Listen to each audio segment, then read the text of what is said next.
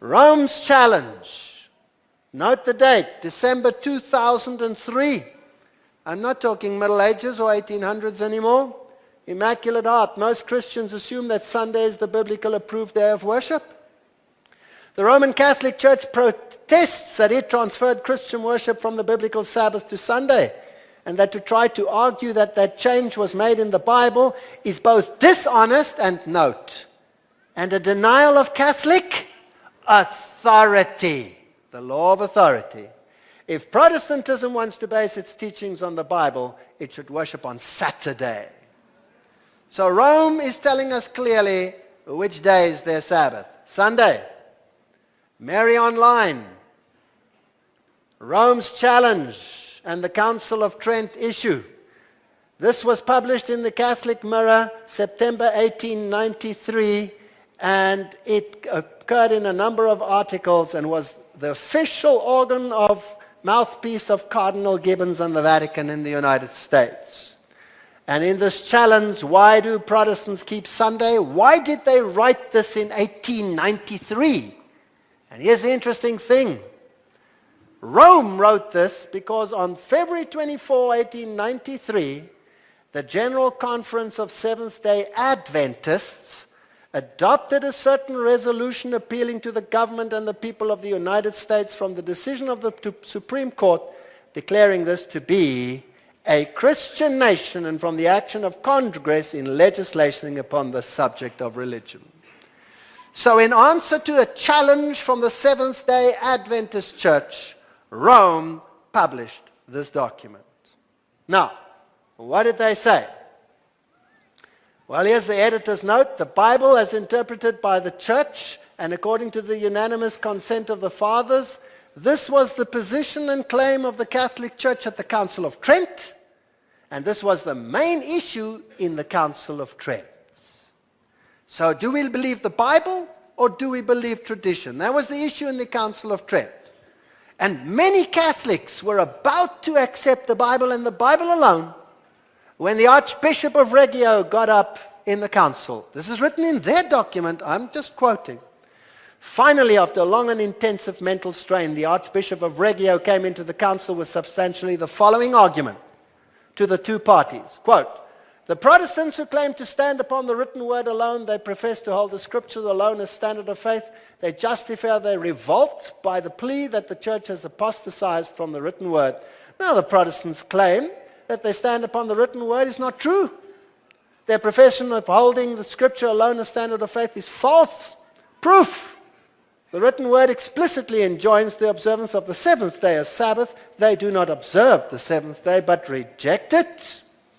And he says they have adopted and practiced the observance of Sunday, for which they have only tradition of the church. Consequently, the claim of scripture alone as a standard fails.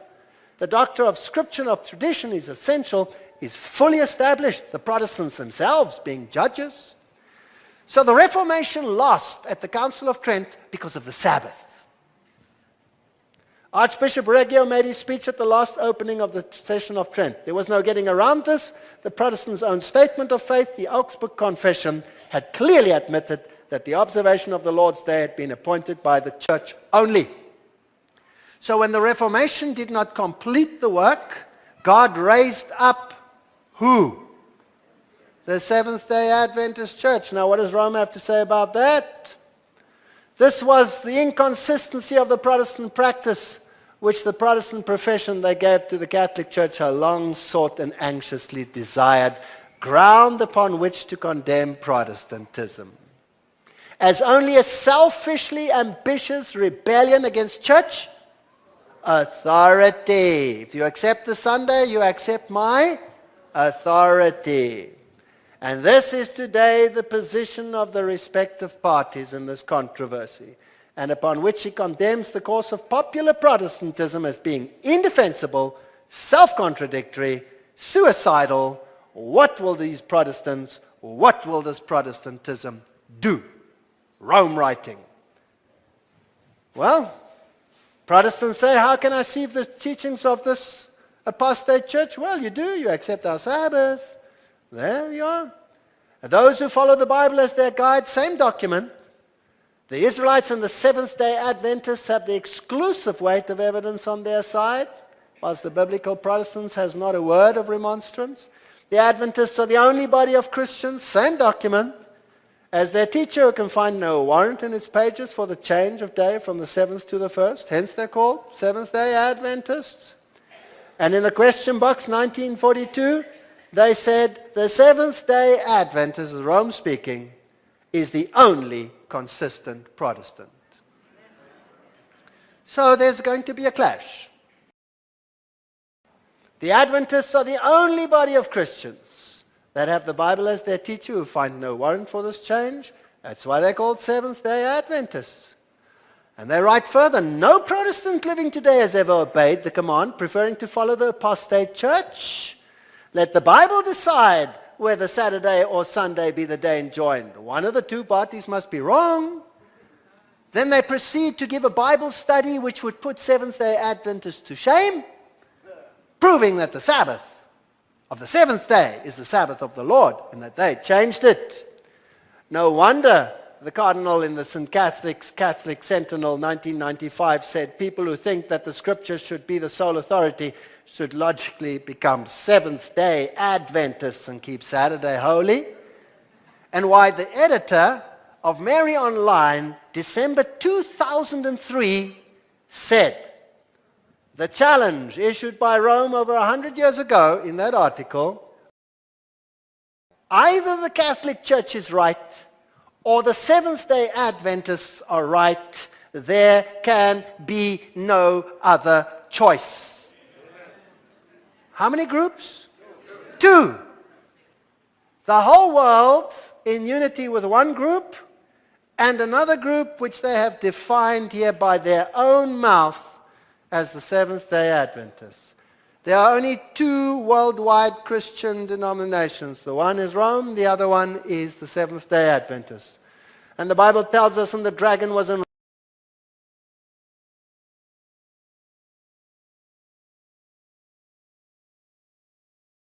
Jesus. Well, isn't it interesting that at the vision of La Salette, 1846, isn't it fascinating, 1846, the Adventist Church had just, as a fledgling organization, made its first appearance. It wasn't even the Adventist Church yet. It says, Lucifer was unleashed in 1864. The Seventh-day Adventist Church was officially formed in 1863. Is this purely a coincidence? What's the definition of truth? The law is truth. Thy law is truth, Psalms 119, 142. Commandments are truth, 142. The word is truth, John 17, 17. Jesus is the truth, John 14, 6. That's the pillars we stand on. Revelation, I saw another angel fly in the midst of heaven, having the everlasting gospel, salvation by grace, salvation by faith, righteousness by faith, and worship him who made the heavens, the earth, the sea, and the springs of water, the seal of God, the Sabbath, memorial of his creation. The Roman Catholic Church says Genesis is nonsense. Vatican thinking evolves. Pope gives his blessing to natural selection. Two messages. Either God is what he says or he's not. At the same time, you have Freemasonry, spiritualism, theosophy, false prophets, Mormon movement, Jehovah's Witness, Christian Science, and this tiny little movement, the Seventh-day Adventists, French Revolution philosophy, human rights against God's law, communism coming up. Communist Manifesto started writing it in 1844. Origin of Species, the first draft, 1844. The Baha'i faith with the Baha'u'llah, 1844. The Seventh-day Adventists preaching, come out and be separate. The Baha'u'llah saying, come together, we're all one. And what do they teach? Here is the writings. Go to the famous Baha'i temples and you'll find 3 books there. The Bible, the Quran, and the writings of the Baha'u'llah. Let me read you just a little page here. I didn't want to pay money for this book, so I just photographed the page. Gather ye together for the sake of God, resolve to root out that, whatever is the source of contention amongst you, root it out. Then you will the effulgence of the world's great luminary develop the whole earth and its inhabitants become the citizens of one city and the occupants of one and the same throne. This wronged one, acronym in the occult language, ever since the early days of his life cherished none other desire but this, that we will continue to entertain no wish except this wish. There can be no doubt whatsoever that the peoples of the world of whatever race or religion derive their inspiration from one heavenly source. I'm sorry. And are subjects to one God. I'm sorry. The difference between the ordinances under which they abide should be attributed to the varying requirements and discrepancies of the age in which they were revealed. All of them, except a few. Oh, thank God for those few. Which are the outcome of human perversity, were ordained of God and are a reflection of his will. Arise, and armed with the power of faith, shatter to pieces the gods of your vain imaginations, the sowers of dissension amongst you. Cleave unto that which draws you together and unites you, and get rid of those that preach something else. That's the message of Baha'i.